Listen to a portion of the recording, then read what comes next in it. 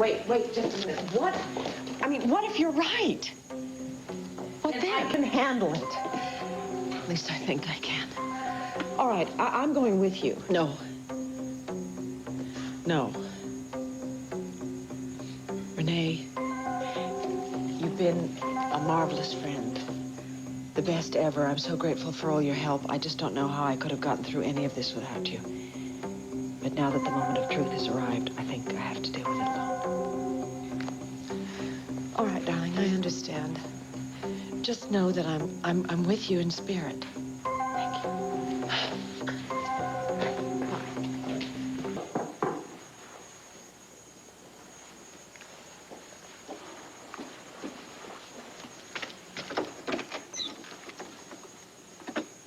Hello again. Come in. Is Christine here? No, I asked her to give us some privacy. You know the connection between me and Nikki Smith, don't you? Please don't lie to me. I can deal with the truth. Yes, I know about Nikki. I read your article at the Banner the other day when I was looking at the microfilm. Is that why you decided to abandon your archaeological dig and you wanted to leave town? Yes, I saw no reason to embarrass you.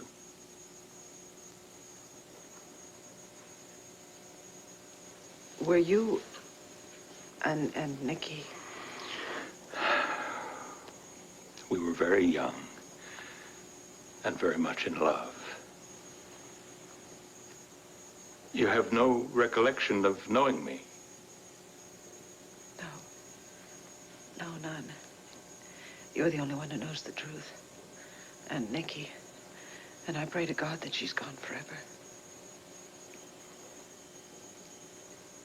Did we live together? Were we lovers?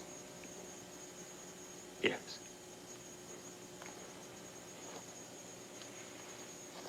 Is Christine my child?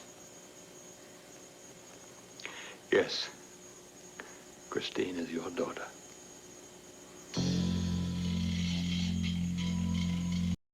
Did we live together?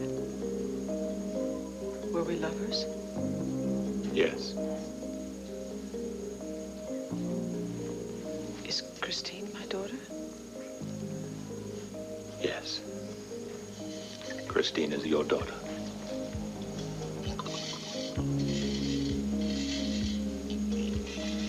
I don't know why this comes as such a shock. Everything's been pointing in that direction. Ever since I saw this. Where did you get that? Well, does it really matter now? I had no idea I'd lost it. I never meant you to find out this way. Believe me, Nikki. No. No, my name is Vicky. Nikki is just a memory.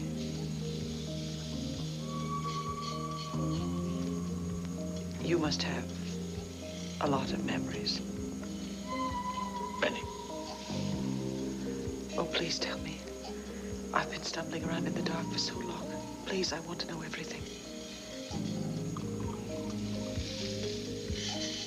Joe's daughter, you sure about that? Because John just said that all you had was a strong lead. Well, after John and I talked to Miss Parsons, she's the social worker from New York, I went over to Leo's place, and I made it crystal clear I wasn't leaving until I had the truth. Christine Cromwell. This is great. She works at the Angel Burger with Drew. And according to my son, she is rad, man. I mean, she's just a total fox. That's rare praise from a teenager, you know. Vicky's taking a shine to her. She's got to be thrilled. Vicky doesn't know. What, you haven't told her? No, but I'm going to. I'm going to. It just has to wait. And don't you start in on me. Clint, okay? She all but gave you an ultimatum. She wants to know everything we find out on this search. Now the search is over. I know what she wants. I want it for her. Okay, but it's just gonna... It's not... The timing isn't right. Damn, Clint, you know, that's what you said last time. What if she finds out someplace else? Well, she won't. There's only two people that know about it. Leo and me.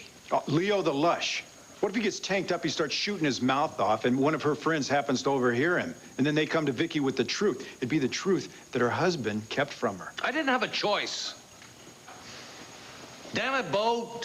The man made me promise that I would give him 24 hours to prepare his daughter for the shock. Who the hell is he to be giving out orders? Vicky's been waiting 25 years to find... I know that.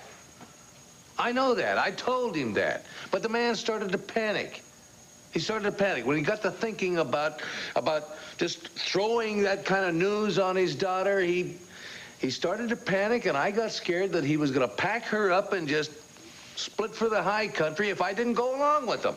All right. I'm sorry. You know what? I'd probably do the same thing if I was in your place, but I just can't help but believe that keeping this information from Vicky, I don't care if it's for 24 hours, it's going to be a major mistake, Clint. I have so many questions to ask you, I don't even know where to start. How did you and Nikki meet? You and I, were we really in love?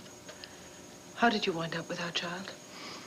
Which question would you like me to answer first? I'm sorry. I'm sorry, I really do want to know everything, so please start at the beginning. I was a graduate student at New York University.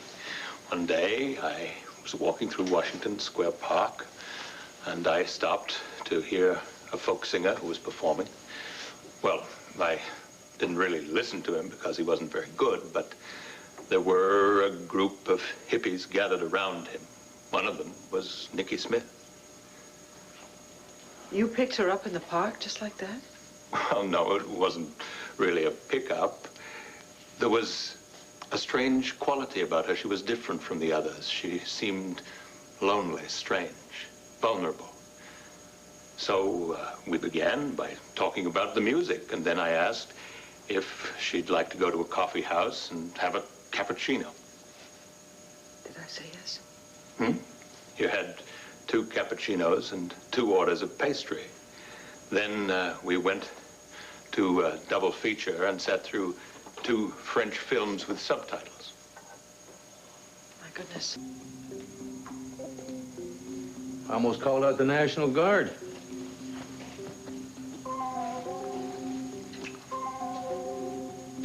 You'll be very flattered to know that your daughter wanted you to read her a bedtime story, but no one else would do. However, with a little mild coercion on my part, I was able to convince her to let me read to her tonight.